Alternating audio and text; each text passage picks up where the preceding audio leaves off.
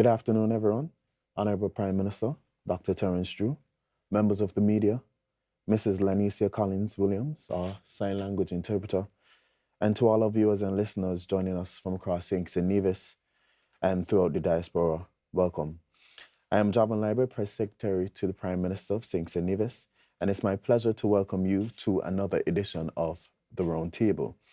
This series forms part of the government's signature platforms for open dialogue, transparency, and engagement, where the nation's leader, Prime Minister Drew, sits down with members of the media to discuss issues that matter most to our people. It is through forums like these that we bridge the gap between government policy and public understanding, ensuring that the people remain at the center of national development. Joining us today are representatives from SKNIS, Kailoni Johnson, ZIZ, Roma Richardson, SKN Source, Ebony Brandon, Sugar City FM, Ralston Rankin, Win FM, Yolanda Weeks. And we should be joined shortly by Mr. Andre Huey from SKN Newsline. We thank each of you for being here for this important session. As we prepare to begin, I kindly ask everyone to ensure that their mobile phones are on silent. I'll allow you to do that. And we can move forward by allowing the Prime Minister, Honorable Dr. Drew, to deliver his opening remarks. Thank you.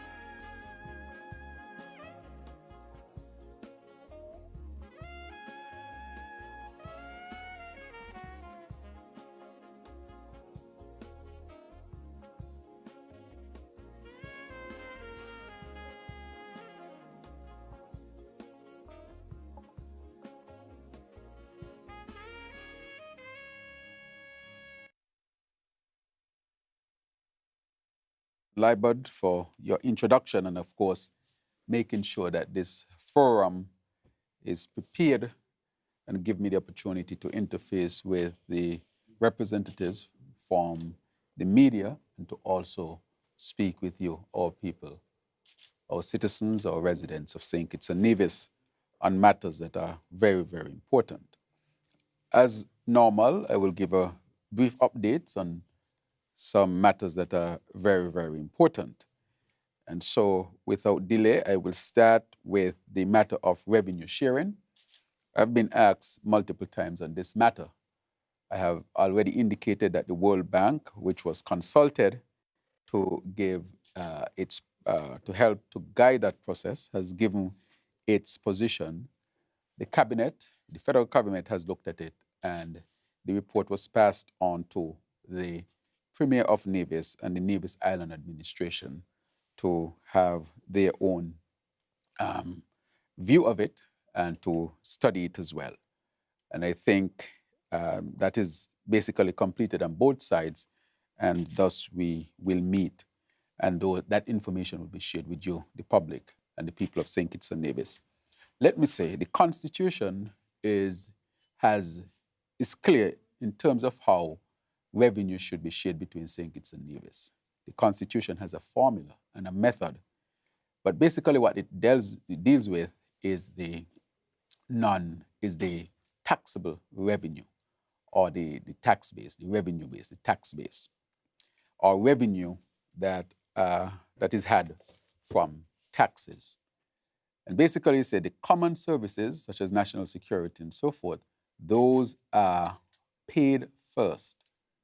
And then what is left, 30% for 25% for Nevis Island Administration and 75% for St. Kitts and Nevis, based on population. So it's based on population that division is made. However, when the CBI became a major income earner or major revenue source for the government, then that became a question as to how those revenues should be shared. Our own position is that the Constitution already give a guideline as to how revenues should be shared. And since a non-tax revenue source is a major part of our income, the decision in principle is to share it exactly how the Constitution says. Anything else outside of that will be a matter of the Constitution being affected. However, I would say that there has been much talk with respect to this, but I've indicated to our own Ministry of Finance that we should make sure that we follow the spirit of the Constitution in terms of sharing the revenues. And so I would say in short order, there will be a meeting between the Nevis Island administration, the federal government, to look at the World Bank's report and to look at the recommendation from the World Bank. Notwithstanding that, I would say that the Constitution already has in it how the revenue of St. Kitts and Nevis should be divided. However, one has to take into account that even though the Constitution did not speak directly to non-taxable revenue, with the CBI proceeds being a major part of our income, I think it's only fair to bring that into serious discussion so that whatever is obtained, a sense of respect for the Constitution and also making sure that there is equity in terms of how we manage the situation. And so I just wanted to update on this. Now, the other update I wanted to give was the update from the Aspire educator training sessions. The Aspire has been ongoing. So far, we have over 5,000 applicants to the Aspire program. And we know that the Aspire program is the financial program where every child in St. Kitts and Nevis between the ages of 5 and 18 would get, I would say, an endowment, a grant, seed money, whichever term we wish to use. 500 would be in savings and 500 would go to buy shares in local companies. That's one component. And thus far, we are increasing our numbers significantly with over 5,000 applications and over 4,000 applications approved and over 4,000 accounts already opened. And so I'm very pleased to say that this is really moving along and catching on. And we have spent thus far on our youth in St. Kitts and Nevis with this revolutionary program over $4 million, and we'll continue to invest in our youth and our young people. We know, of course, there's a similar program in the US that they call the Trump accounts, but of course, our program was launched before. But nonetheless, I think the spirit of that program and this program, that spirit is basically the same, and is to empower our young people. The thought is we just should not only give our young people, our children, toys, but we should give them accounts and shares so that they can learn from very tender ages how to manage money. But today was a big aspect of it. We had the beginning of Aspire educator training sessions. And that is the first set of training sessions for financial literacy and educational component, and the educational component of the Aspire program. This was done at the central bank because the central bank that has a mandate for financial education is also supporting the Aspire program. And so we had two schools there where the pilot is being done. That's the Washington Archibald High School and the Bastia High School. And then there will be a session in Nevis tomorrow where high schools will be involved. Then we will also do the primary schools. We will train the trainers and allow those teachers to teach the rest of the staff who would be involved how to deliver the curriculum. But the curriculum was developed in close collaboration with the central bank, which you know is a premier financial institution which has financial education as part of its mandate. So this is in keeping with the mandate of the central bank as well. As you know, Aspire stands for Achieving Success Through Personal Investment, Resources, and Education.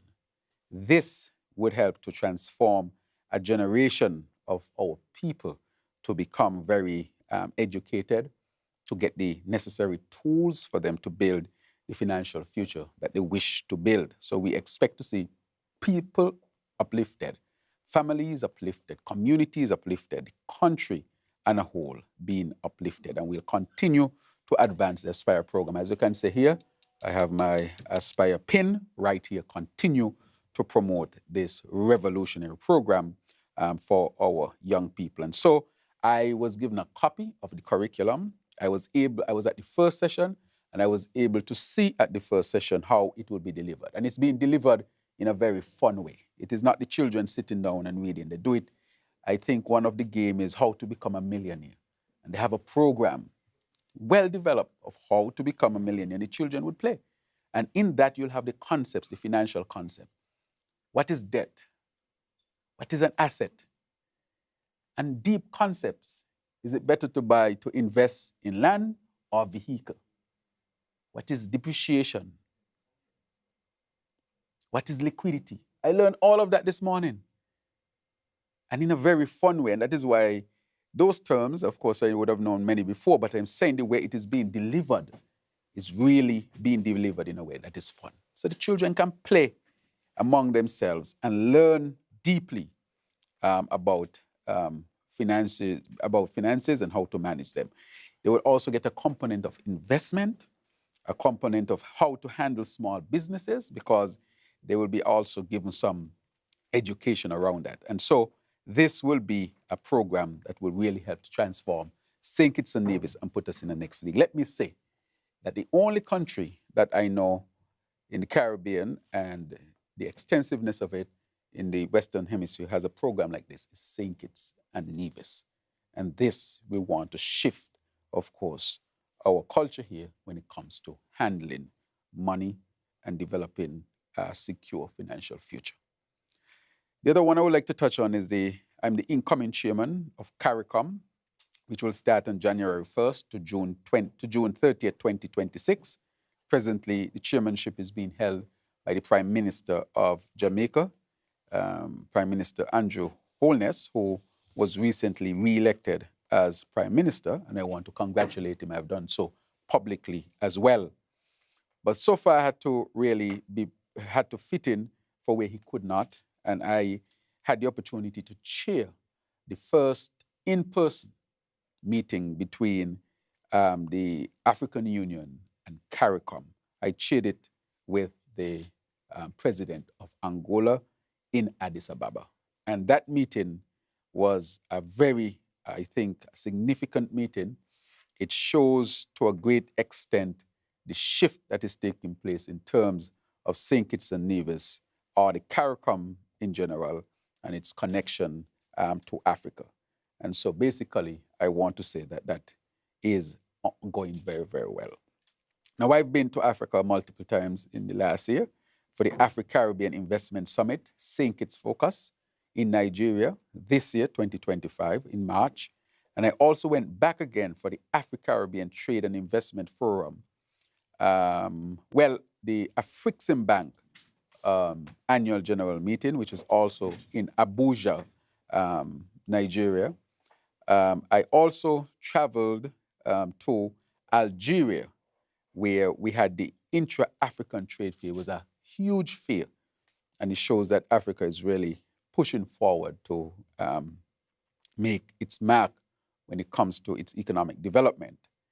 And so I also then went on to Addis Ababa when I left Algeria. So I've been to Africa multiple times during this year, and that's really because I believe that there is great value in reconnecting the Caribbean and Africa. Of course, there are cultural links.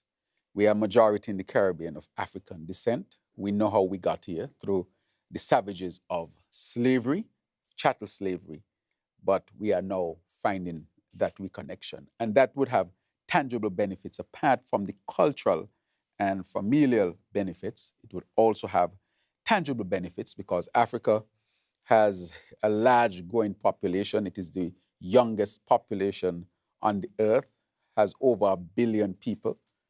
And Africa, by 2050, 1 in every 3 youth on the earth will be an African. That is significant. So it means that Africa is going to drive the new development that the world will see.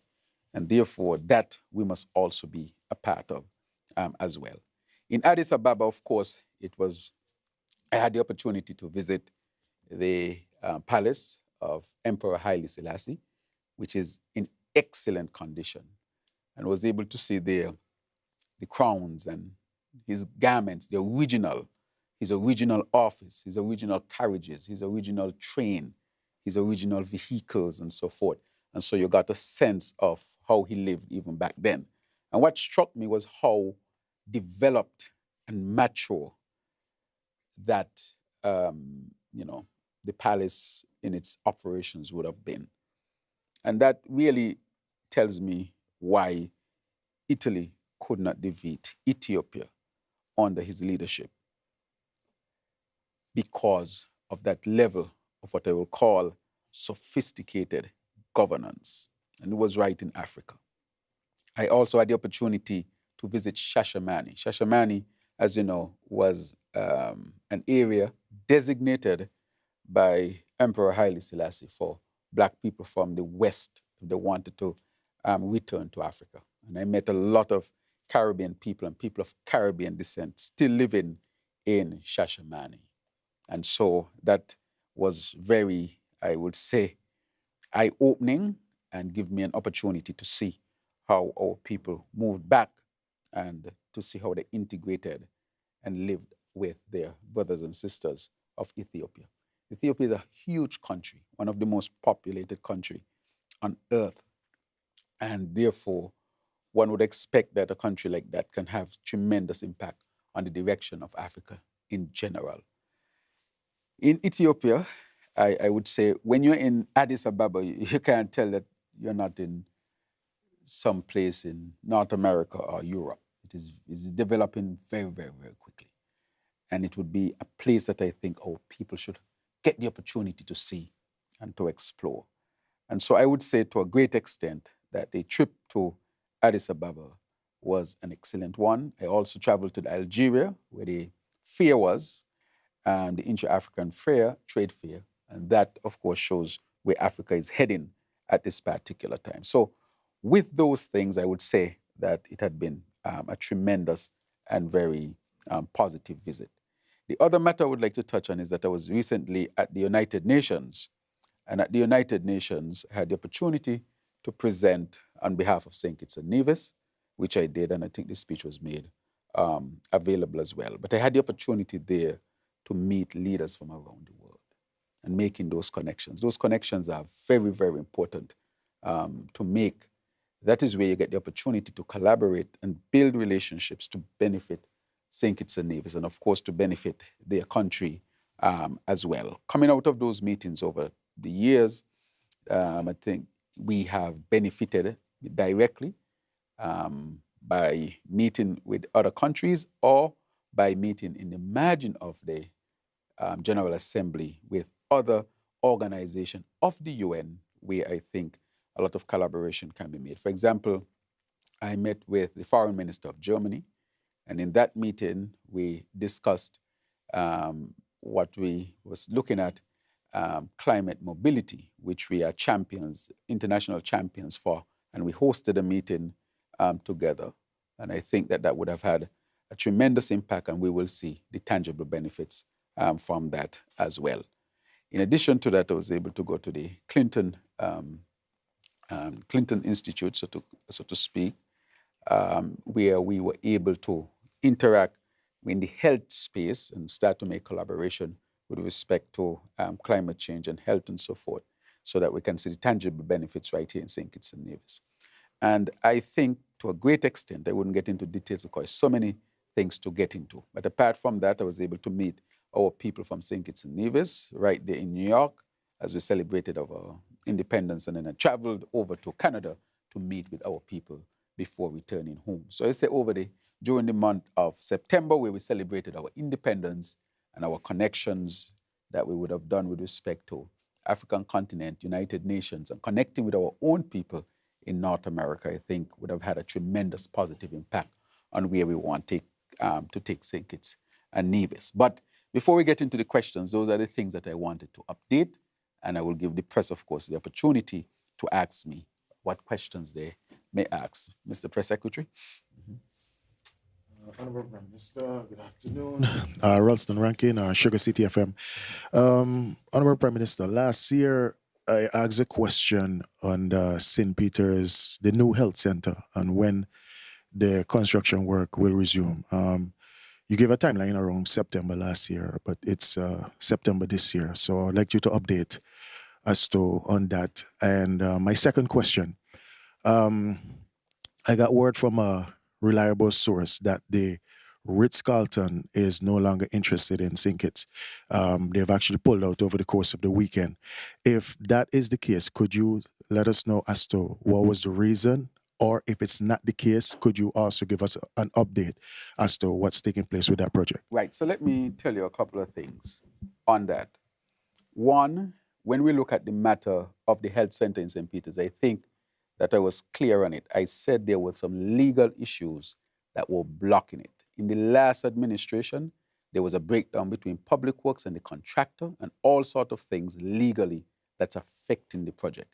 However, we did not stop there. We went and we refurbished completely the St. Peter's Health Center that is there.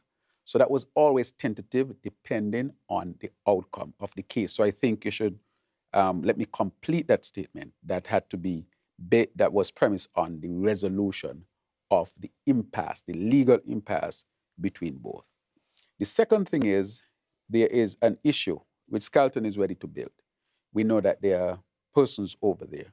Let me make it clear, and I think we have made it clear. The land over there is private land, has nothing to do with us. With Carlton, of course, not with Carlton, the developers who are bringing it, they have invested their money in it. I spoke to them, and I wouldn't say that they have not pulled out of the project. They have invested significant amount. What has happened there is that there is a matter with persons who had been there. Let me give you the background on that. In 2017, there was thought that a development would come there. And the previous administration, PAM, CCM, and PLP asked the bar owners to move and would have given them a place in Frigate Bay. The issue was whatever they put forward about the developers, that did not materialize. However, this administration, in its thrust to diversify the economy, sought to get investments in St. Kitts and Nevis, and the investors saw what we were doing and they felt confident to come into St. Kitts and Nevis to invest. However, there are two bars over there, and the bars happen to be on private land.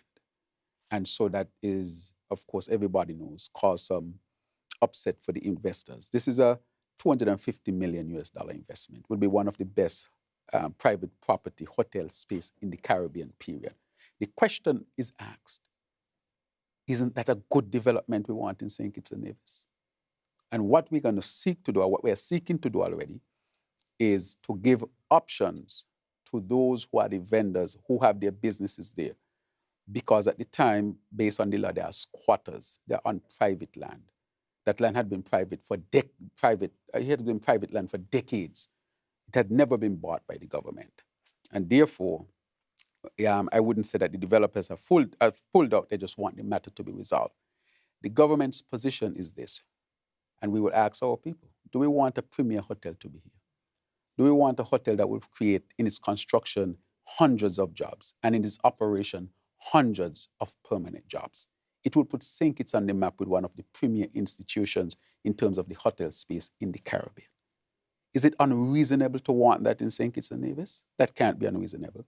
But the other thing is, it's not even government land. It's private land. So why would someone want to occupy somebody's private land? But however, I am empathetic with those who are having the bars there. And we will give them an option to move to a different site and also assist them in moving. That is what the government will do, so that it can be a win-win situation.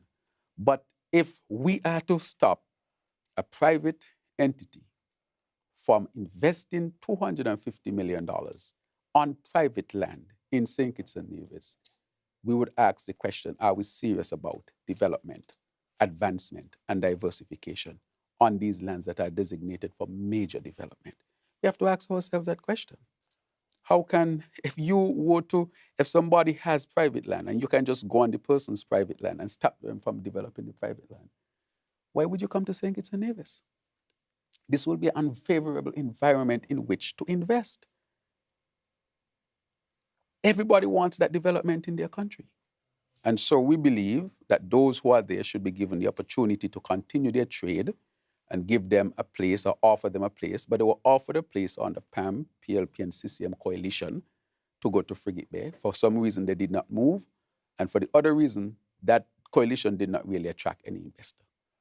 And so we are going to resolve the matter in a win-win situation so that the squatting situation can be taken care of, so that those who are there can have the opportunity to continue to be business people and to give them an option, and the government would assist them in moving where they would have to move to, and to resolve the matter of the squatting on the land where they're at this time. So I think there's an opportunity for win-win. But I think if you were to look at it and look at the economic impact that this can have, this is a tremendous economic impact. And I don't think it would be reasonable to think that it is not wise to attract a premier hotel brand to St. Kitts and Nevis at this time, especially when we are seeking to diversify from CBI and to establish all these major investments that are coming to St. Kitts and Nevis. I ask that they not, as far as possible, not be connected to CBI, because we have to diversify our economy. We are strengthening our CBI, and our CBI was judged #1 again, even though people were saying all sorts of other things, but we made sure we made the necessary changes to strengthen it and to let our international partners that we are serious about security and to strengthen our program while attracting investments. That is what we are seeking to do. So it's not unfair to the vendors at all. And we will help the vendors to move, and we will assist the vendors to move as well, so that that major development can continue. Can you imagine hundreds of jobs in construction? The impact will be an increase of about 2% of GDP.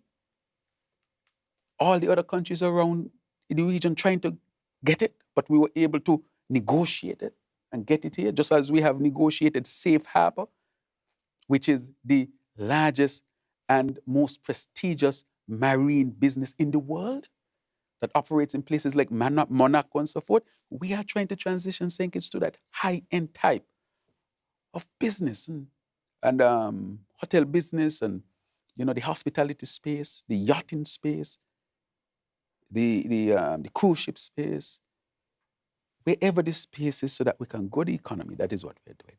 And so basically, I will say to our people that the land has always been private land, because I have been asked. And to go back, there was some nationalization of the land that took place under our first national hero, His Excellency Robert Bratcher. That area in the peninsula was not nationalized. That is why it stayed in private hand. So private people bought it. And so that has nothing to do with the nationalized land, because people are mixing it up and saying this land belonged to, it was taken back. It was never. So I want to set the record straight. So I want to say clearly, we are going to look for a win-win situation, help the vendors or those who have businesses to go to a place that is conducive, and to assist them even in moving to where they have to, and then allow this hotel development to continue. It is major. It's going to transform St. Kitts and Nevis, put us on the map, and therefore, any reasonable person who acts in St. Kitts and Nevis, isn't this the type of development that we need? High-end type of businesses where our people can get good jobs, stable jobs, and advance our GDP and economy and the prestige of the country to be able to attract these type of investors. And so that is our position on it, and we will be acting on that so that the hoteliers or developers can have their private land to develop this great type of business they're trying to establish. Let me say in St. Kitts and Nevis, anything that is developed, the government always have total control. Nobody can come and take your land. And I ask the question, you come, you build a hotel. Let's say you violate our laws. You can't take up the hotel and go away with it. You can't. Where are you going to go with it? You can't. But we must create an environment of investment. Otherwise, the country is not going to go anywhere. So how can you stop a $250 million development on private land? People would look at Mr. Prime Minister and the government and say, are y'all serious about governance? You didn't have to give these people any land. They bought it on the private market. This land had always been private. They're bringing their money. They're not asking you for your CBI. And they're going to build a hotel that is on the top of the, a top class. Provide hundreds of jobs in construction for 3-4 years. And then hundreds of jobs after that. How can you not promote something like that? And at the same time, make sure that you take care of your nationals who would have squatted there. I mean, they might have squatted because, of course, they want to make an income. But just like the last administration did, they sought to give them a place, but the only reason why they didn't go forward is that they did not attract any investor.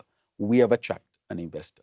And therefore, we will reposition our people peacefully and to give them all the assistance they need so that the development can continue. So they can do their business and the development on private land can continue and it will be a win-win. And that is what we envisage, of course. Mr. Prime Minister, Barbados and a few other islands of the region have activated the free movement of people regime. Yes. Have the St. Kitts Nevis government decided or made a decision as to if we are going to join this soon? And there was an issue at the hospital a few weeks ago regarding dialysis patients and their treatment. Please clarify the situation and say whether the issue have been rectified. Right. Thank you. So let me answer the last question first to break it. Our dialysis center, which was started under the first Labour administration, presently has 2 nephrologists. We are also launching a transplant program. All we need right now are the patients. We have everything in place for transplant to take place in St. Kitts and Nevis. The third matter is the matter of dialysis machines. We have an extremely high number of dialysis machines so that we can put them in rotation and take them out. This dialysis center serves both St. Kitts and Nevis because there's no dialysis in Nevis. We have done all of that to strengthen it. What you might have heard is that the specific fluid we use, that we had to get in, but it didn't stop. We made sure what they did is to make sure that during the transition of getting that fluid, because it can happen from time to time, that people will still be able to dialyze. And so we got, I think, 30 cases, and in another 30 cases, 60 cases. And then, because only 2 countries in the Caribbean that use that type, might be us and Grenada.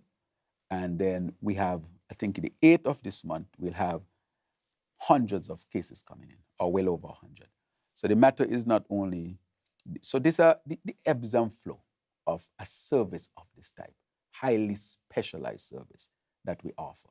So these matters in terms of the ebb and flow of things can happen. What I've picked up is there are those out there who just want to seem like they want to see everything fail, but everything ain't gonna fail.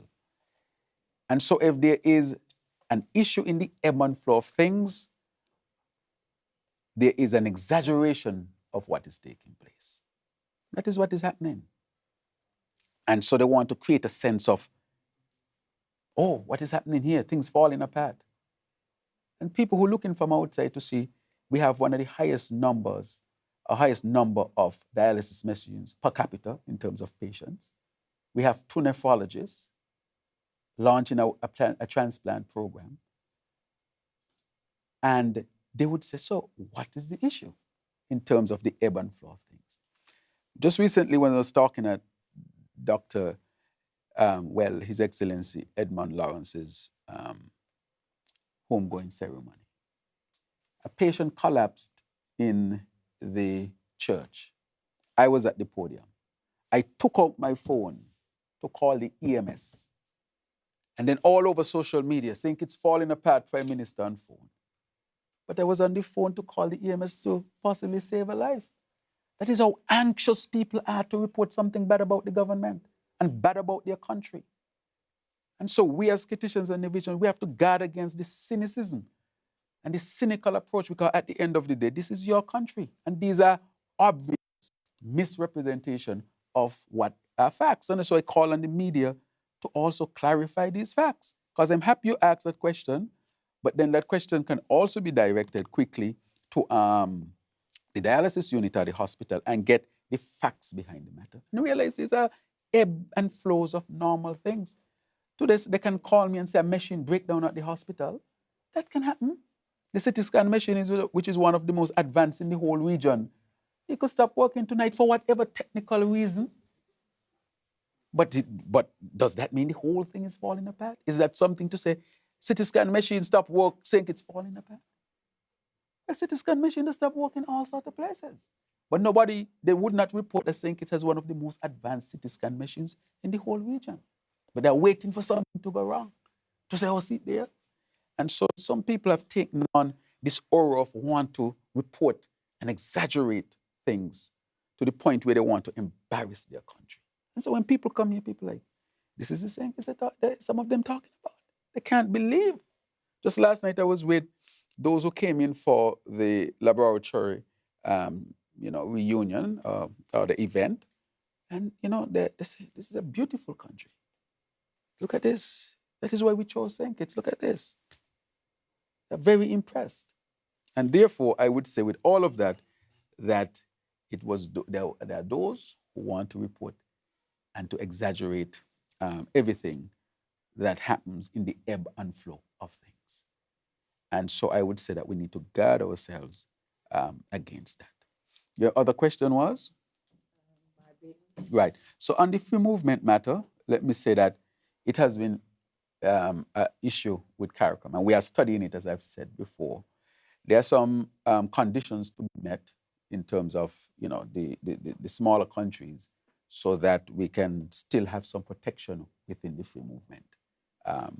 And so we are working towards those. And then a conversation would also needs to be had with our people here in St. Kitts and Nevis so that we understand it and its implications. And so when we would have gathered all of that information, CARICOM would have responded and so forth, then we take it to all, and then we decide to go forward. Until then, we have held back on that. So that does not include St. Kitts and Nevis. Good afternoon, Prime Minister. The question I have to ask is with relation to your trip to the UN. Mm-hmm. It was very exciting to watch. If persons would have watched all the various speeches and engagements, and St. Kitts and Nevis was pretty consistent with its stance on Taiwan, pretty consistent with its stance on Haiti. I'm wondering, however, in the context of some of the larger global issues which are taking place, we're looking at the issue with Israel and Palestine right now, and the recognition of the Palestinian state. St. Kitts and Nevis, I believe, is one of those who has already recognized the Palestinian state. Correct. However, what is our small voice in the Caribbean on these issues? And what impact do we really have at fora like the United Nations, when it tends that unless there is Mia Mottley, for example, who already has a lot of international currency and various other, we are not really heard.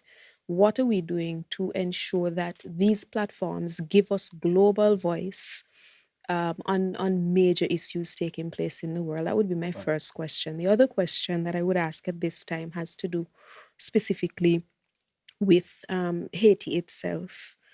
What, if anything, are we seeing in respect of a resolution to that situation in Haiti?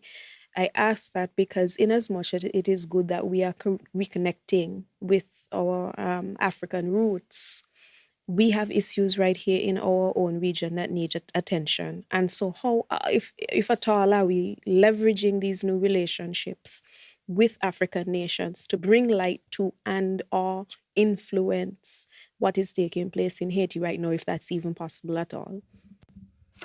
Right. So let me clarify a few things for you on the United Nations matter. And I think we need to know how the United Nations work. In every country has a vote within the United Nations, and that vote is critically important, and it must not be taken for granted. A lot of things that happen around the world, it is because the CARICOM is 15 votes. The CARICOM represents 15 votes at the United Nations. So it means, therefore, that any position that we hold in CARICOM can actually carry within the United Nations. And that must never be underestimated or underrated. For example, we look at what was held in Nice, France, the BBNJ. St. Kitts co-chaired that. That was something that was dead for a long time. Well, I would say St. Kitts influenced that and helped to revive it with Ireland. So, and so I was among those countries that did that, and I want to thank the permanent representative to the United Nations and her team, Dr. Mutrice Williams, Her Excellency. Not only that, if you look at it, she also at one point was chairing this session at the UN. That is how influential this is. Many things in the UN are voted on. For example, where would you have the expo? Whoever gets the most votes on the floor gets the expo. The expo for countries represents billions of dollars. Your vote, your voice, your representation means a lot. And so that must never, ever be taken for granted, because it is not the talk that determines the direction of the United Nations. It is not. If I ask you, you can't even remember, or you may not have even watched the Chinese presentation. But the Chinese is on the Security Council and have a lot of influence. In the Security Council on the matter of Haiti, the question was raised. I met with countries and said, you are in the Security Council, and we want a resolution on Haiti. And they would say, Mr. Prime Minister, and they're from much larger countries and bigger countries, but we can sit down and negotiate how we are going to share responsibility around the world. For us in CARICOM, Haiti is a critical matter. And I can say today that a resolution from the Security Council for the first time has been passed on Haiti. And we are going to see the tangible benefits of that. So we can't abandon the UN process, because had we not gone there and taken that position, who would? Maybe nobody. And matters of, for example, Antigua was leading on issues to do with blindness and sight. Your Antigua's permanent representative to UN, he is one who is blind. And I supported him, of course. And when you see who we were able to bring into the room, and for the first time, we had a declaration, an international declaration on blindness from the UN. And it came from a representative who is from a small island as well in the Caribbean, who was able to do that. So we have to go there and advocate for what our issues are. The sea is important for us. We advocate for the sea. Not only that, we as the CARICOM have led with the Pacific nations when it comes to climate justice. And we got a ruling from the International Court to say that climate is a matter of justice, and those who perpetrate these practices that damage the climate, they owe us. You got that ruling. And so now when you sit with people who want to go to the Security Council, you say, for you to get St. Kitts and Nevis's vote, what is your position on this? Because that is a big, big achievement. So it is really in the negotiations, it is in diplomacy, it is in the quiet halls of the UN that you get things like these. It is not always, the speeches have very little impact, really. It has to do with how are you going to promote exactly what you need. So we were able to get that. I'm one of the champions on climate mobility, along, I told you, with Germany and so forth. And we're a small country, but we're able to bring significant people in the room and promote that. And we're already seeing the benefits from that. Because from that meeting, Germany said, this is what we will give. Let's look at the Green Climate Fund. The Green Climate Fund is who is helping to fund the geothermal in Nevis. The Green Climate Fund is who is now going to fund a $40 million agricultural program here in St. Kitts and Nevis. The Green Climate Fund is also funding our water security here in St. Kitts and Nevis, and we are now doing the consultations. So as people ask, how a small country like St. Kitts and Nevis can get all of these things? And we have been able to do that because, of course, of diplomacy, collaboration, and I will also say, because of this, we are really punching above our weight. So that is how the UN space works. It works as diplomacy, it is negotiations, it is reaching common ground, common understanding on things, and we should never, ever take this for granted. who will advocate for us. So I think coming out of the UN, we should see what the St. Kitts and Nevis has gotten and what St. Kitts. I was able to meet with the Prime Minister of the Netherlands. Statia is here. Seba is here. We need to discuss the maritime boundaries and how we relate between Statia and Seba. He's the Prime Minister of the Netherlands, the Prime Minister of Statia and Seba. Who else would negotiate that if we don't go and put our point forward? Next thing, they do all sort of things, and we are losing land, water here and water there. We have to maintain our space. So we might be small, but we have our positions that we have to protect. And so we must never take those things for granted. So that is why the space in the UN is so important.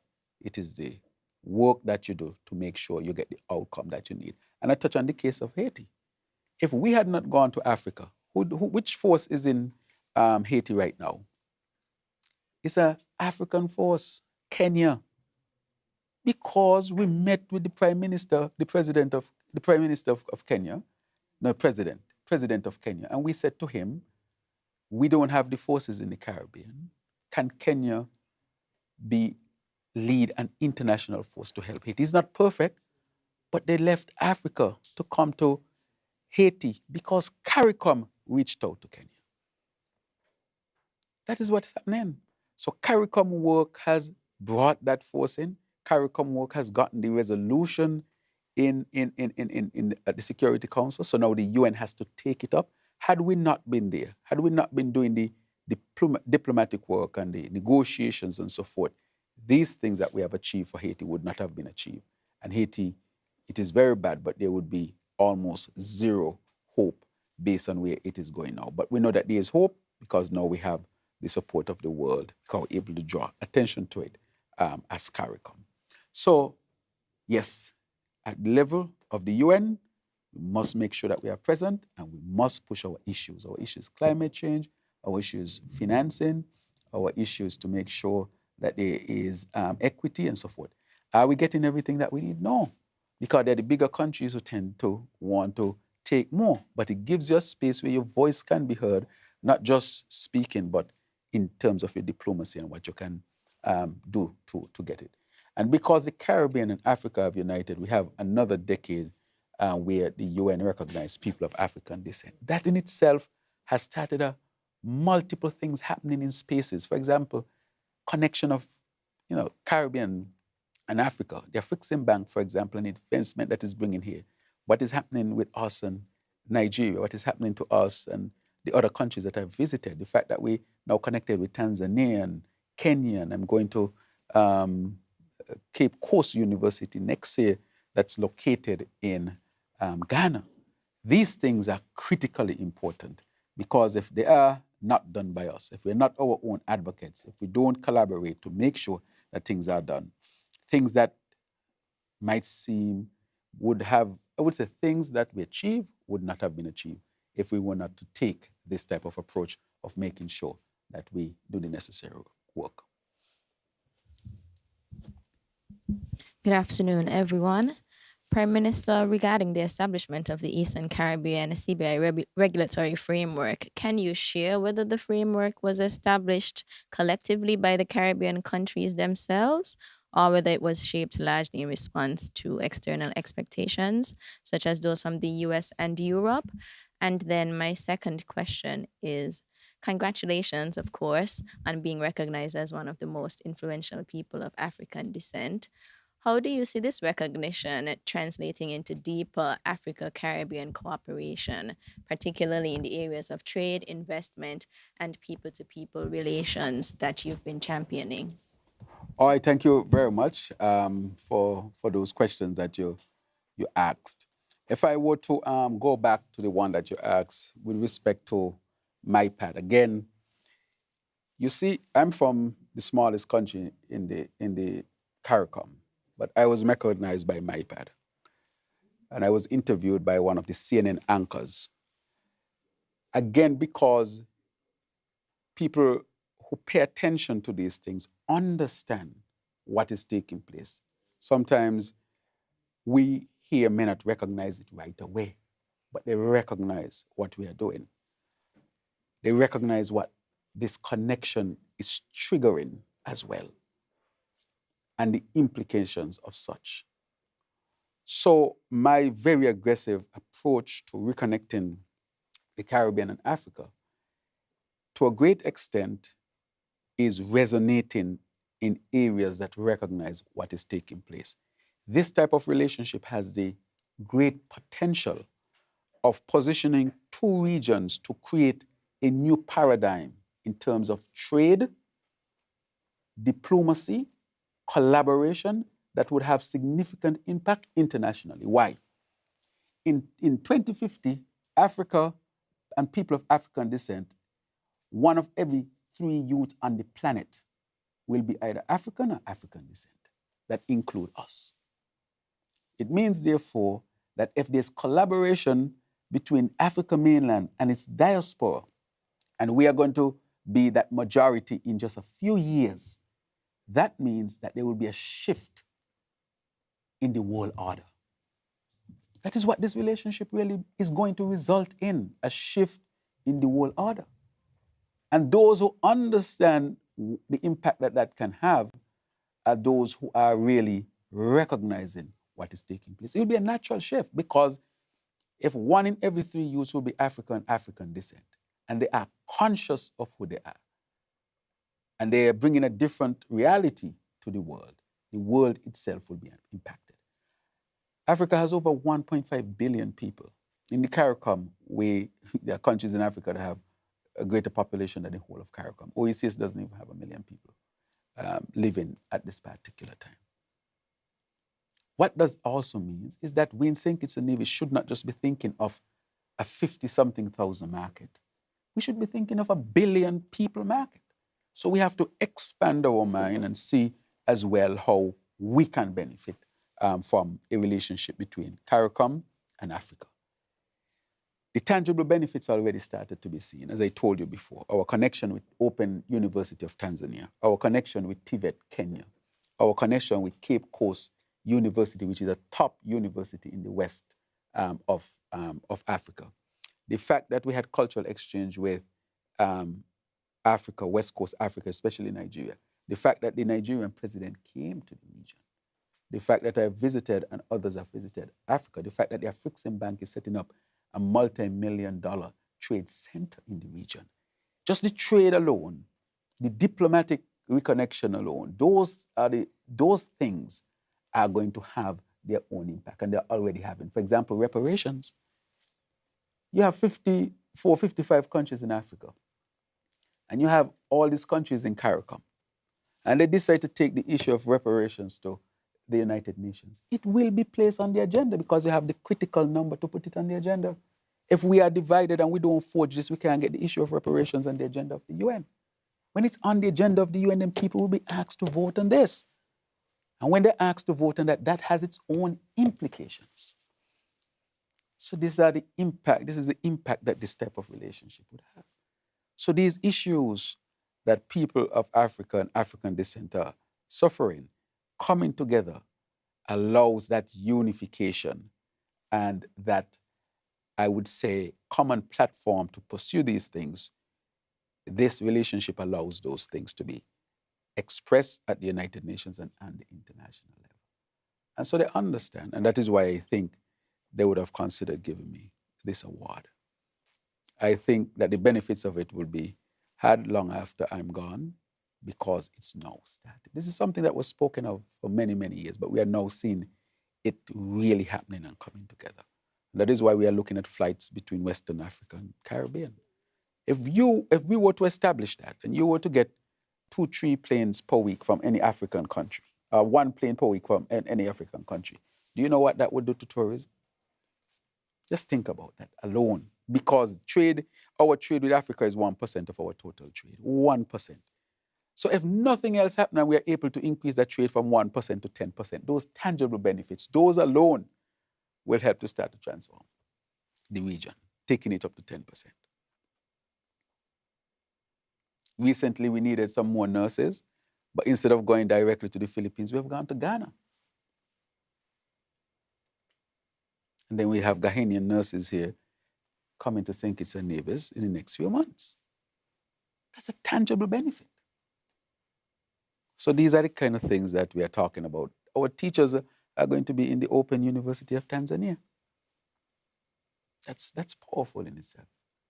I want to see our students go to Cape Coast University, a top university in Africa, and a very high-ranking university overall in Ghana.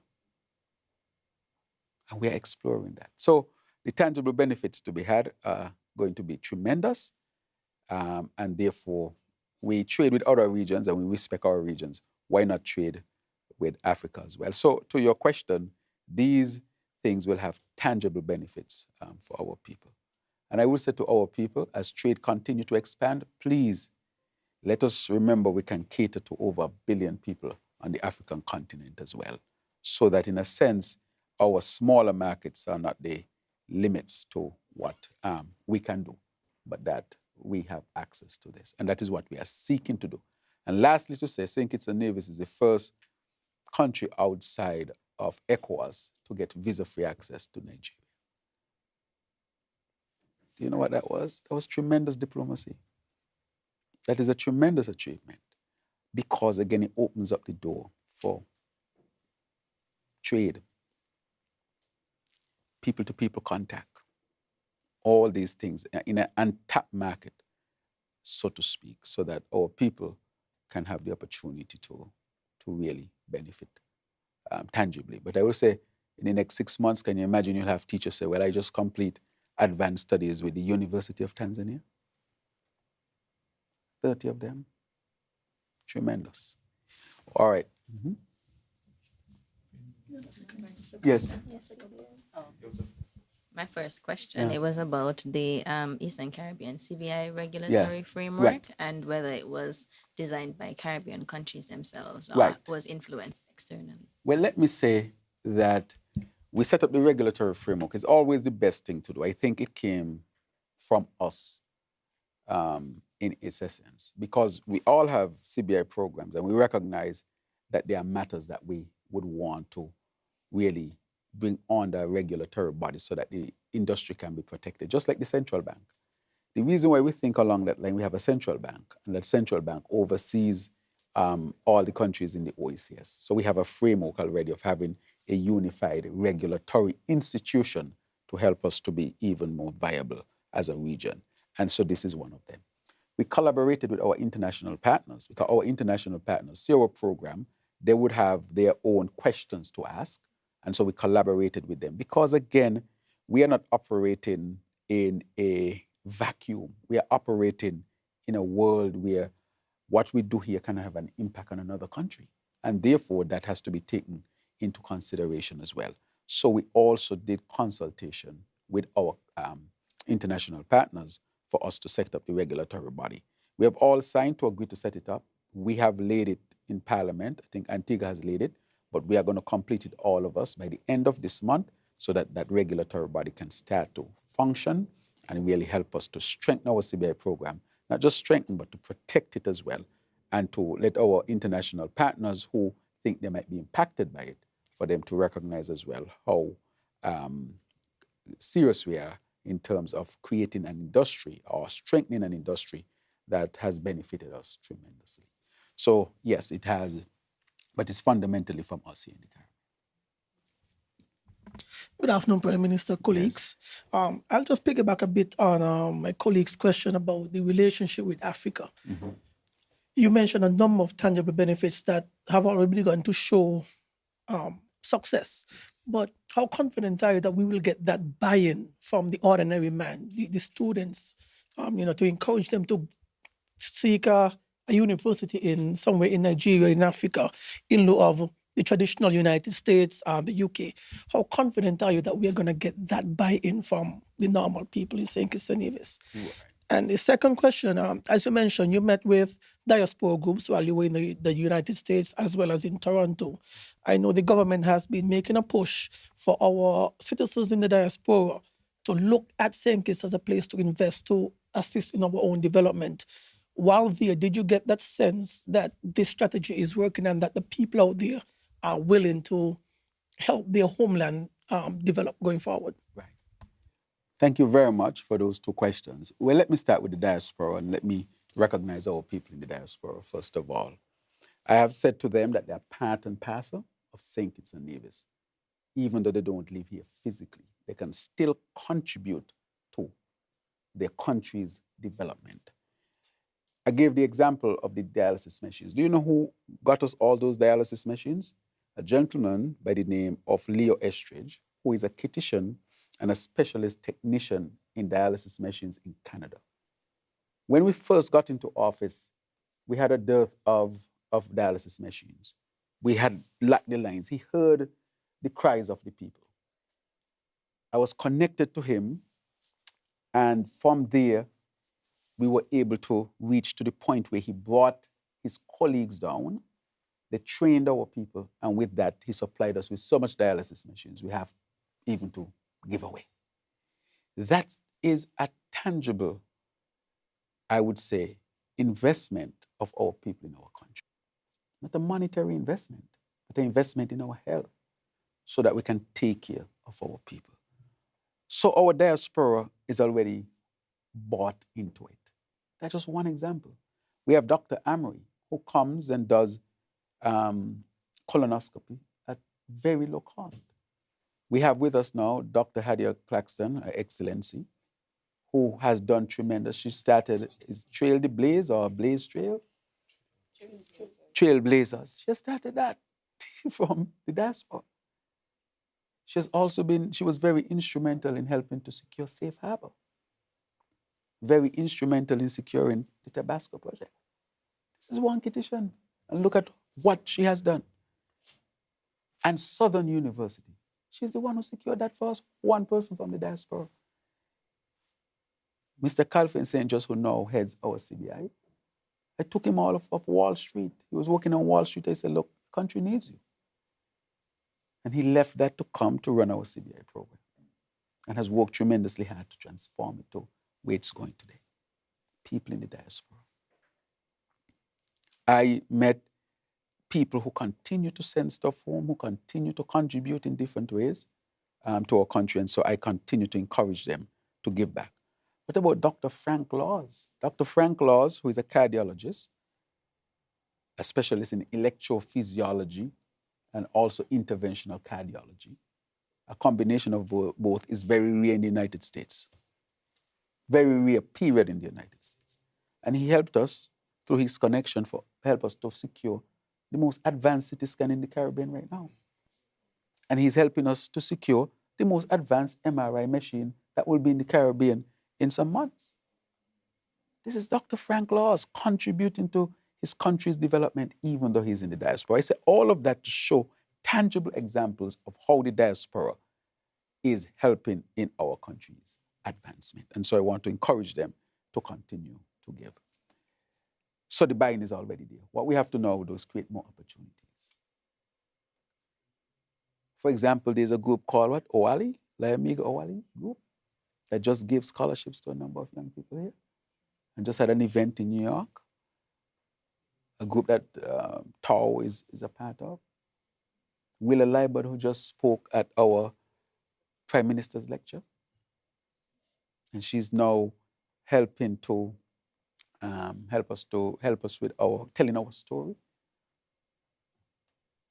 So I can go on and on and on with our people in the diaspora who are contributing to national development. And if I did not mention a name, I said to them all the time, I cannot mention all the names at every occasion, but I think that their contributions should be highlighted every chance given. So now the next step with respect to that now is how are we going to create opportunities for them to be able to continue to help to develop St. Kitts and Nevis. We are going to create what you call a diaspora bond, a financial bond, and we're going to offer it to our people in the diaspora and give them the opportunity to invest directly in their country. That type of instrument we will do. Do you know who I got the idea from? The president of Nigeria. When I sat with him on his birthday at the presidential palace in Nigeria. That idea. He said, we had a good frank talk, and that's one of the things he raised. And I looked at it and said, I spoke to people in the Ministry of Finance and see how it worked. And that's them leveraging their diaspora And he said it was oversubscribed. They had to shut it down. And so we want to offer this to our people in diaspora to invest in St. Kitts and Nevis as well. And so I can go on and on of people in the diaspora who are investing in St. Kitts and Nevis. So the buy-in is already there. And I gave those tangible examples to show. Now you asked another question about the Africa, and how you can convince people to study. Let me say, the University of the West Indies was not always there. In the very early years of our development, our people used to go to the UK principally to study until the University of the West Indies was started. There were people who doubted going to the University of the West Indies. When Taiwan started, people doubted. When Morocco started, people doubted. Anytime you open up a new area, there are going to be doubts and questions, and these are logical. But in time, it will take on a life of its own. And so this will also do that. So we are not telling people not to take opportunities where they can get them. What we are doing is expanding opportunities. So while you have all these opportunities, this is also an option. So this is not closing the door in the United States or Canada, any other place. We're just saying that this too is also an option for our people to be able to go to Africa and study at excellent African universities and institutions. And so I think it would work.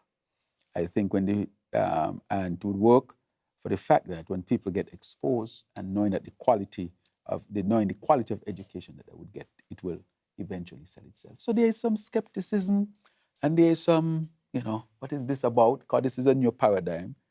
But anytime you start something new, this is what happens. But that is fine, because it should be like that. The questions should be asked, and people should look at it from multiple angles to make sure that whatever they would do would be the best thing for them. But I would say that this would be no different from any other new venture that would have been pursued by our country before. Cuba. Cuba was a big one. You go into Cuba, communist Cuba, so. I went to Cuba. And they say, oh, you went to Cuba, so you can go to the United States to study and so forth. And I went to the United States. And nothing wrong with asking those questions. It's just that we have to be bold enough to embark on these new opportunities so that our people can always have options. And so this is another option for our people. So I look forward. I'm going to Ghana next year. I'm going to Cape Coast University. I met the vice president of Ghana, who was the vice chancellor of Cape Coast University. She was. And we have at Cape Coast University a Caribbean corner, St. Kitts focus. We're the first country. Again, size does not matter, but how you work it. So they're seeing all of this that is being done by a very small country. They're respecting it because you're pushing the boundaries, but it's okay. But you're pushing for positivity and for benefits of all of our people. No, Prime Minister, my last two questions. While you're in Africa, I'm going to go along the lines of food security. Will we or are we looking to Africa in terms of food products or trades or anything of that sort? Also, the reason why I asked that question is because the press conference that we had with the ministers and yourself, the Honorable Dr. Denzel Douglas mentioned that rather than looking, let's say, North America, we can look right in the region, and he gave one specific country, as in Guyana. Guyana produces a lot of food. So I want you to explain, like, if we are actually going to be, working with Africa in terms of food, and also, if we're going to look on the region as well, because there's some issues with that our farmers are facing here. I'm not going to touch on that now, but yeah.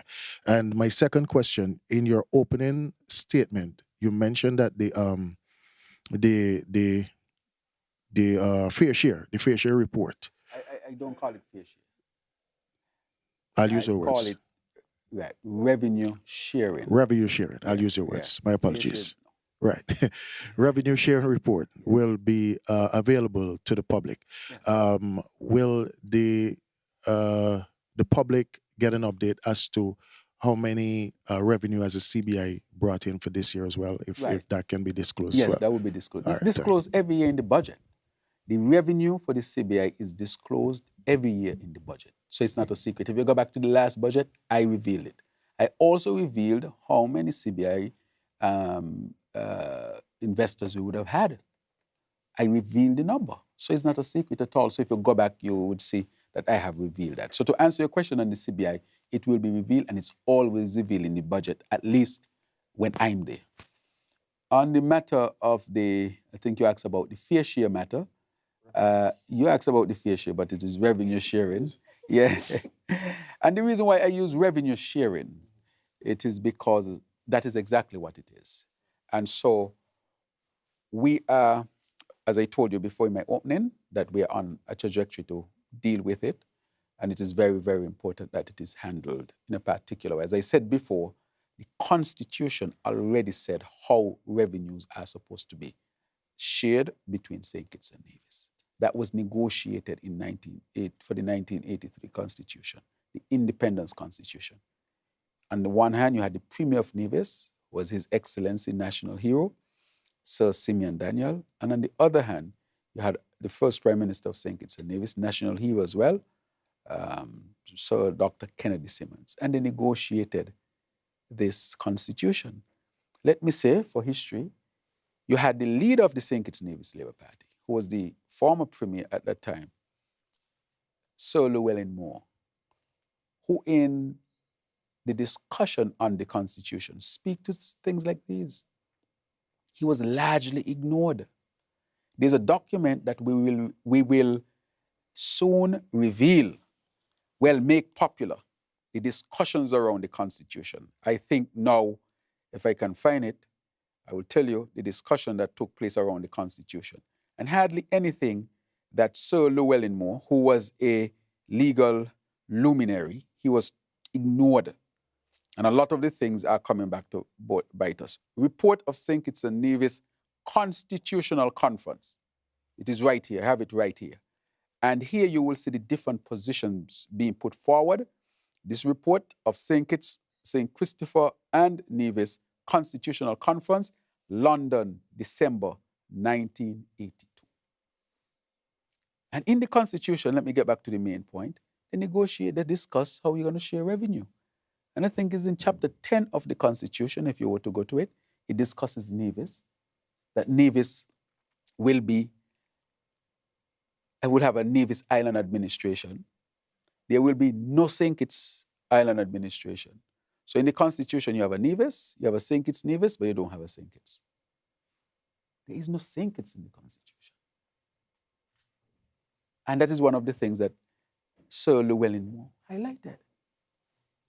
How can you just exclude St. Kitts from the Constitution? And in that, the discussion about how you should manage resources, such as land. The land on Nevis is managed by the Nevis Island Administration.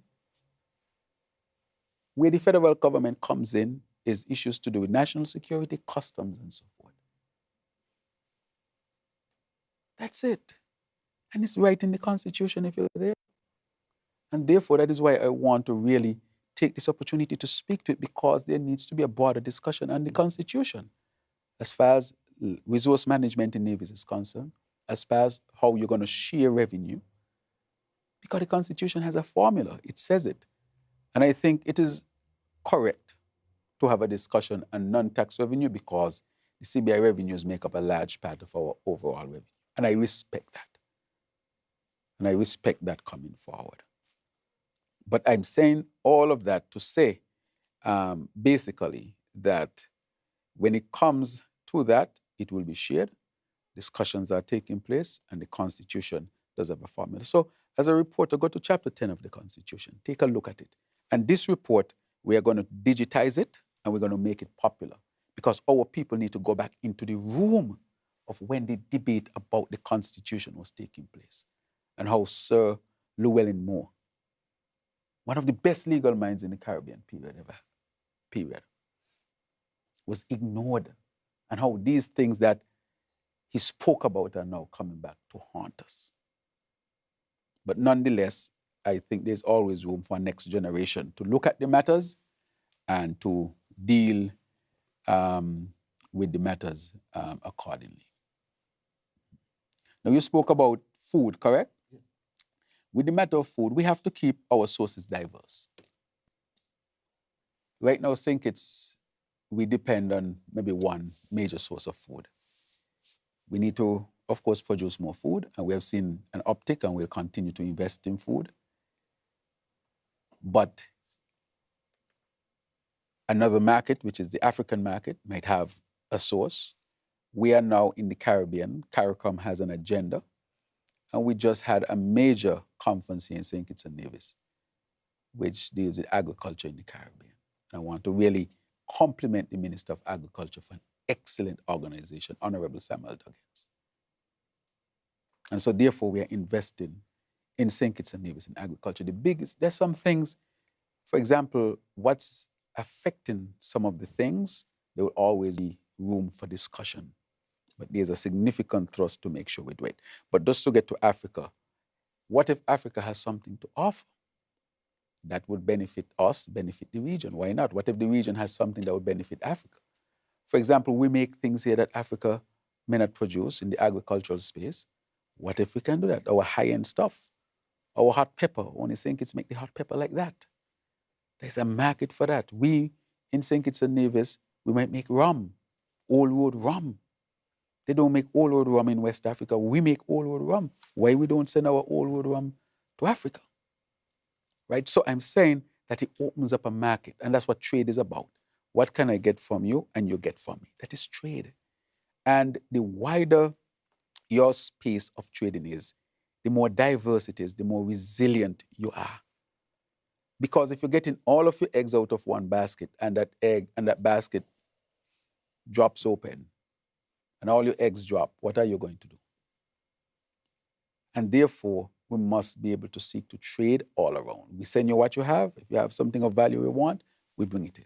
Gives us options and diversify our sources and so forth. And so that is what I'm saying. Africa has over 1 billion people, and our trade with Africa is only 1%. That in itself is an embarrassment. That's a new market, a new frontier that can bring development to both Africa and the Caribbean that needs to be explored, just on the basis of that alone, if nothing else. The opportunity, because only one place you can go. Can't go down anymore. It's only up, and anything that goes up will benefit both regions. So I would like to say that we are looking to new markets, not just to get things from, but for us to send things to. That is why I keep saying that we have to look at not just the small population that we have here, but these are large markets. What can we pump into those markets that we produce here in St. Kitts and Nevis that nobody else produces? As I told you, Old Road rum is one of them. Llewellyn pepper sauce. Well, Llewellyn pepper sauce should be making 2,000 bottles. But if she get a market in Africa that want 500,000 bottles because they love the Llewellyn pepper sauce. What if they love the Old Road rum? Instead of making 300 bottles of Old Road rum, you say, boy, I got to step up to 25,000 bottles of Old Road rum because you're opening a new market. So it's not just about getting stuff from them. No, it's about setting up trade because you open up a whole market for me as well so that our people here who produce unique things can access the market by, it being an area where they can do trade and benefit. Mr. Prime Minister, next year will make 20 years since I'm in this field. 20 years? 20 years. Wow. And over all these years, I often hear people talk about the government isn't consulting with the people. Is your government looking to change that culture? Right. So I see what you say. There are different ways in consulting. For example, when we have our budget, we have consultation. And I've said this here, there's always opportunity to consult more. And we should look for it. When I was on the radio recently, on the issue of the sustainability zone, we have said that we want to have town hall meetings on that. For the budget coming up, we'll have at least 3 town hall meetings. One on this side of the island, one on that side of the island, and then another one that would be in Bastia, instead of just having it in Marriott alone. We want to have it at a community center on this side of the island and a community center at that side of the island. So there should always be room, and I'm open to hear suggestions for more consultations, more interaction, more sharing of information. That is critically important. That is why I have a forum like this, where I can sit down with people from the media and we talk about serious things, unfiltered. There's nobody sitting down next to me, just me alone here as the leader of the country, facing the press openly, unfiltered, so that we can discuss the hard issues. And you can ask the hard questions. And therefore, in a sense, that is one of the ways in which you consult, by giving open access to the media. I started sitting down like this with the media, and it wasn't the regular stand up and have a press conference. Nothing is wrong with that if that's your method, but I thought it would be more useful to just sit around and allow the press to ask what they want. And then, I sit down here by this desk and you are here around it or this table, and we just back and forth on the issues. I think it works better that way. It takes away a lot of the tension and formality. People are relaxed and can have a conversation on deep issues. And, most of these questions, I don't know what you're going to ask for the most part, and there's a specific matter for you to ask. And we just have a dialogue. We have the press conference. But we have that, yeah. But we do have press conference. I think it is more of town hall settings. People want that town hall setting where they can ask questions themselves. They do not want journalists to ask questions for them. And they want to ask their own questions. And that is why I said that for the budget, instead of having that one that is at Marriott, we'll have 3. One on this side of the country and the next one on that side of the country. Then, for instance, the SSC, the conversation now is, why didn't they consult with us first? Right. So let me say a couple of things on the SSC. In every bill that is passed, and probably we have to look at the format, because there's always room for improvement. Do you know that every bill that is passed, it is read first, sent out to the public for discussion, and that discussion is to enrich the debate in Parliament? Yesterday we laid before Parliament a bill, the bill for the establishment of the regulatory body for CBI.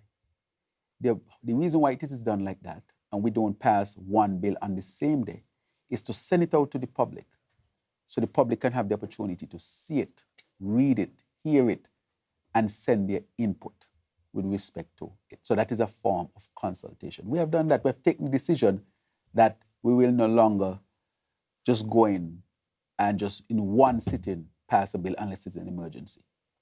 Outside of that, we want the bill to circulate in the public so that the public can have their input on it. But a lot of the times we recognize that that method may not be working, or as it should, or because the public was never really educated on how that consultation is done to enrich the debate. Maybe what we need to do is to look at the format. When the SSD went out, they was not passed in one sitting. Again, it was laid before the Parliament, sent out for people to debate it, look at it, to influence the debate in Parliament. That is how it actually is supposed to work. Now, you made a very good point. When I was on the radio, there's a lady who called in, and I think her name is Willa Franks, and she made a suggestion. She said, why not have a town hall on it? And we are going to have a town hall. 2 things I did. Made the bill available, 100 copies at government headquarters. You can just come and pick up a copy. No charge. I told them to give it free because I saw the debate behind it. And secondly, we have a town hall. I spoke to the AG today about organizing the town hall.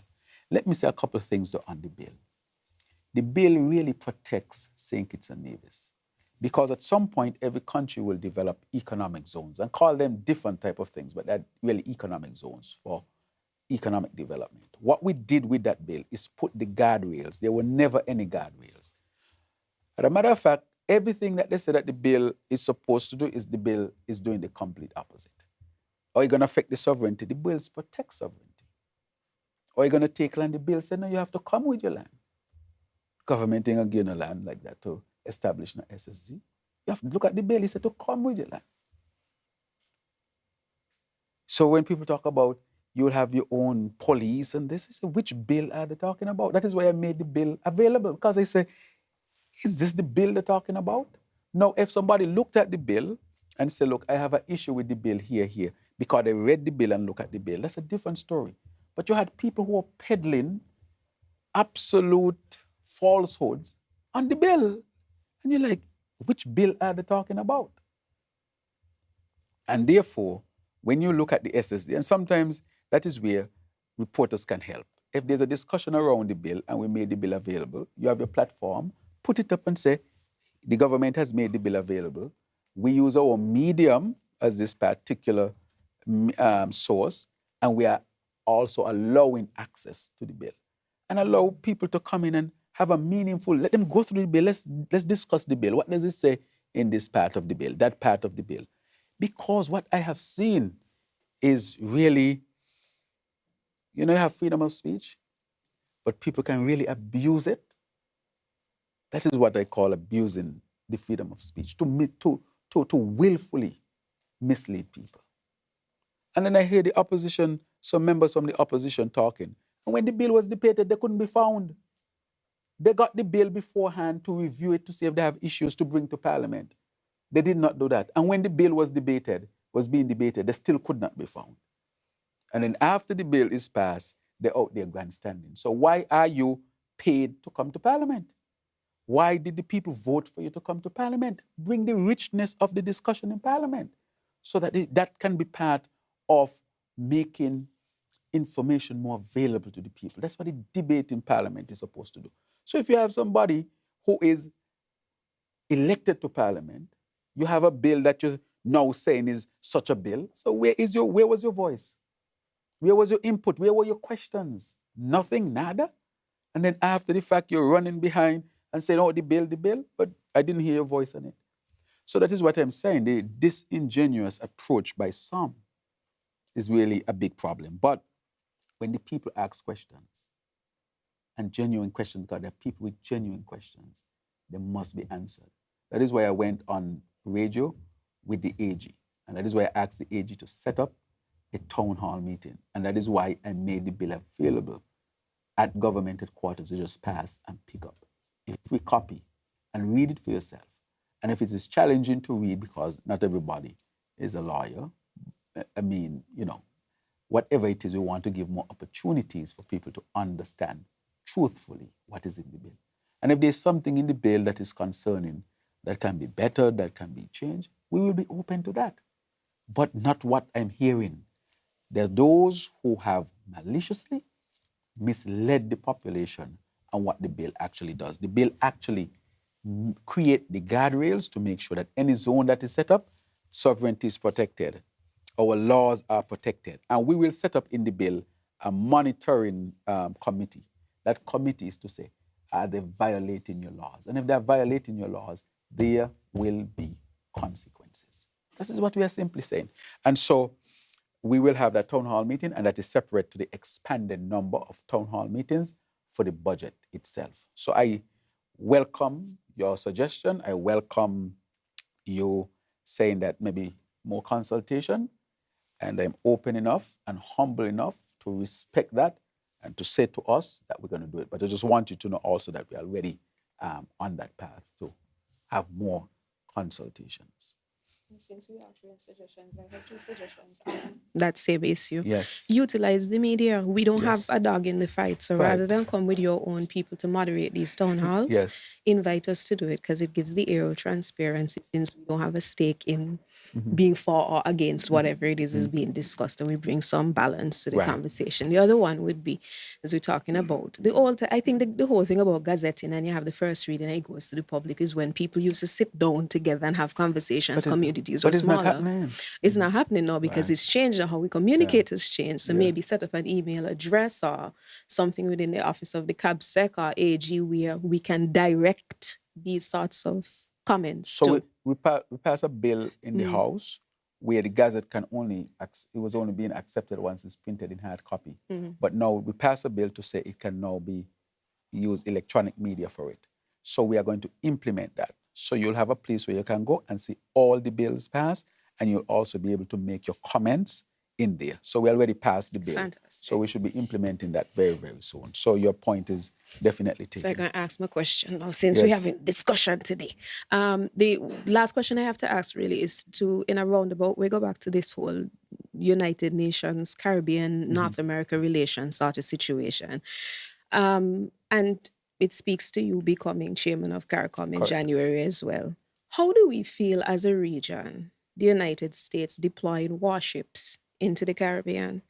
I'm assuming, based on how the United States of America, generally speaking, does things, that we would not have had much prior notice. I know that we operate our own independent national security agencies throughout the region, and then we have things like RSS and so on. We have a long relationship with Southcom, so it is not unusual to have military warships in the Caribbean at any time. But when we start to hear about possible military action within the Caribbean, that changes the dynamic, because we have always boasted that we're probably the last peaceful zone in the world, war-free zone in the world.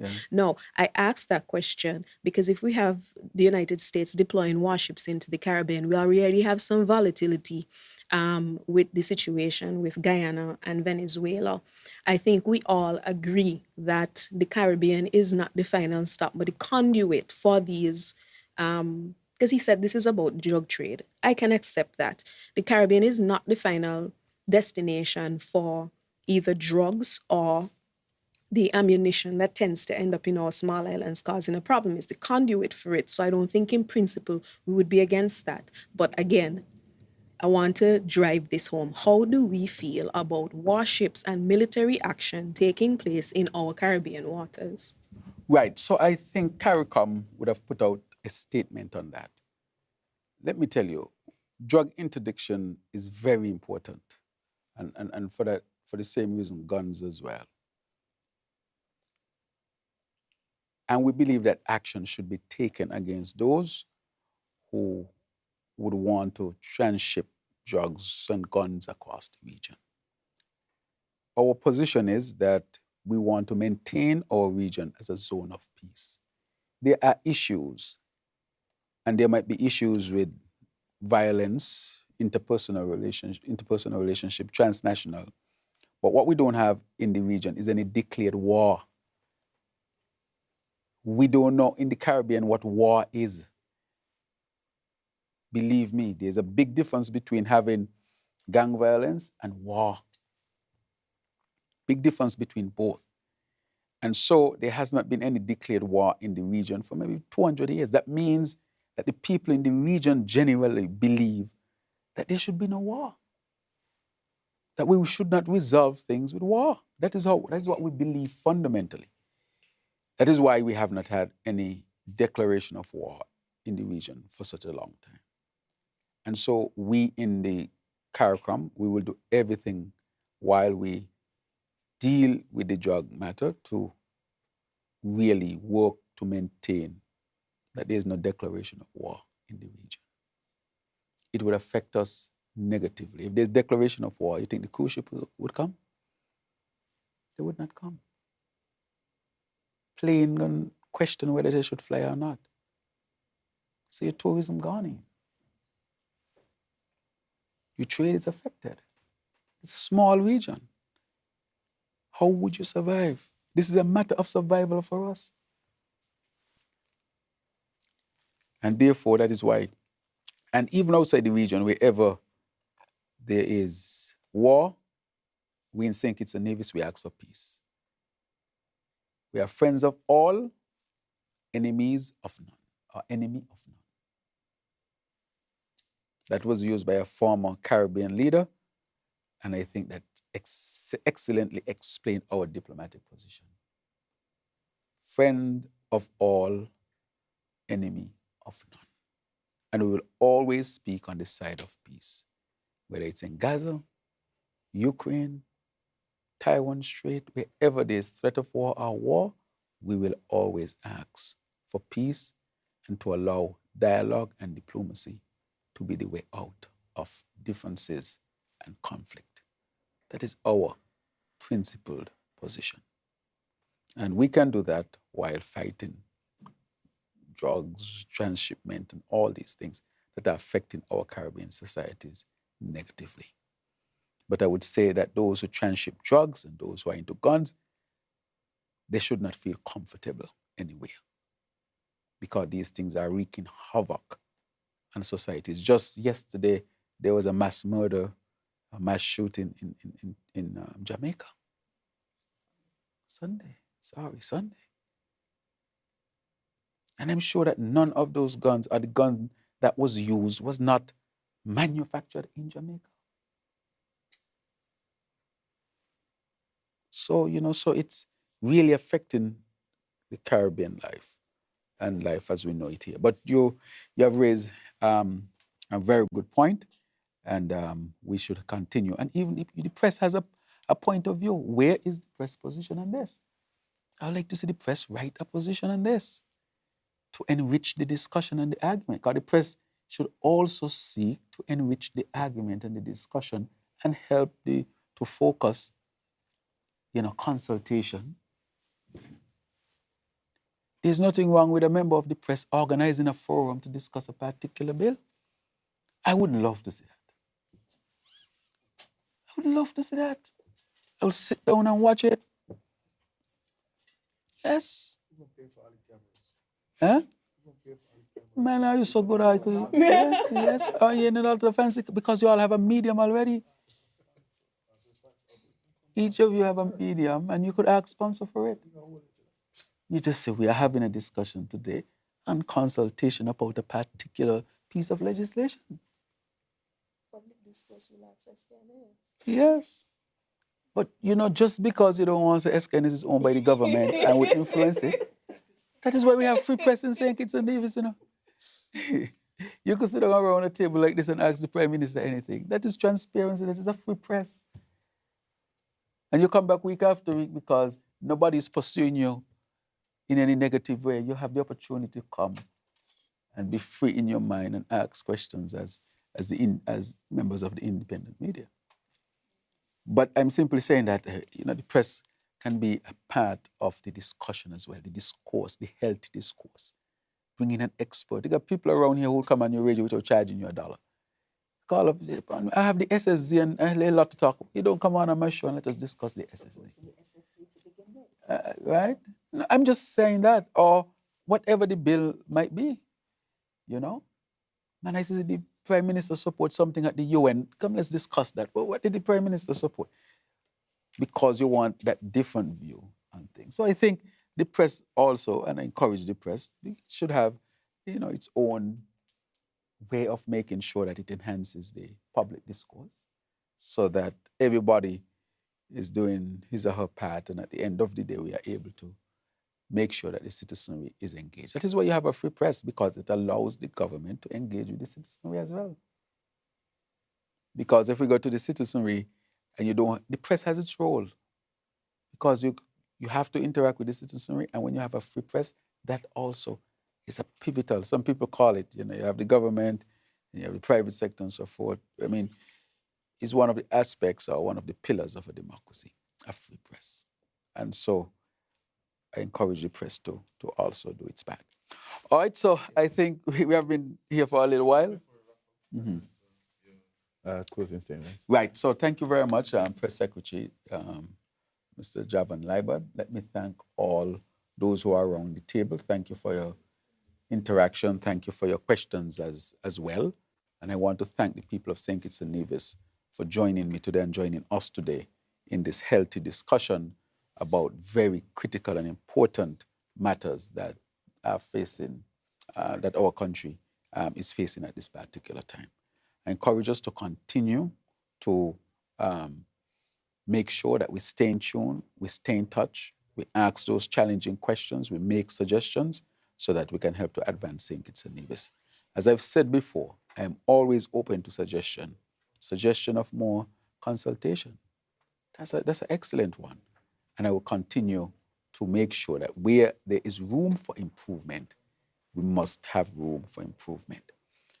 And so if we continue to do that, St. Kitts and Nevis will definitely have a bright future. Let me say that the Africa-Caribbean relationship is a new paradigm in this sense, and has tangible benefits for all of our peoples. Let me say that when it comes to the SSZ, that the law is clear in protecting St. Kitts and Nevis. When it comes to Ritz-Carlton and the land at the Southeast, I want to say again, we never owned it. The private people has the opportunity to develop within the law what they wish to develop.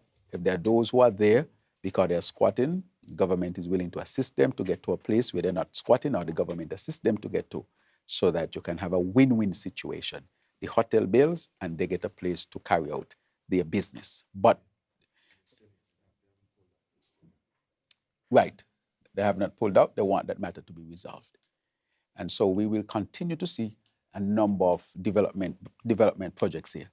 And we'll continue to push for St. Kitts and Nevis to get a diversified economy and opportunities for our people, and for us to get ever closer to a sustainable island state. So I want to thank all of you for joining me this afternoon. Until then, may God bless all of you. Thank you very much.